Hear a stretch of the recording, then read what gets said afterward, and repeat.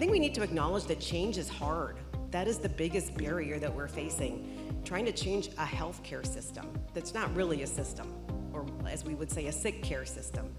And that's where having, like I said, all of us in it together. We talk about it at Innovia as, we are innovating together, we're gonna win together. So everybody has to do their part. The employer is thinking about this, wants to make a change, wants to do better benefits for the employees, keep them healthier.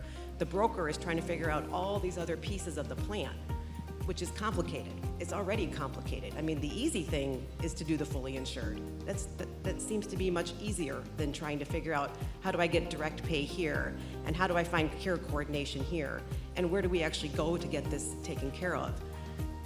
And then you have the primary care piece.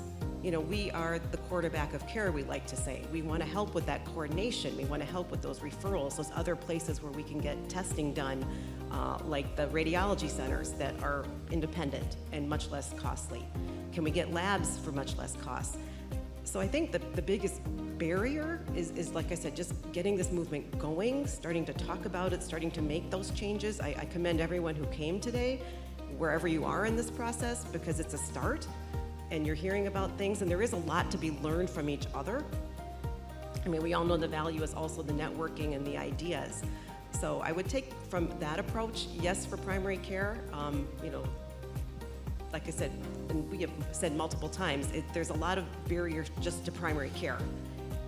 But sometimes the systems have made things a little bit easier for us. We don't have to do a whole lot well to shine a whole lot. The bar is pretty low. Yeah, the bar is very low. We talk about that, exactly.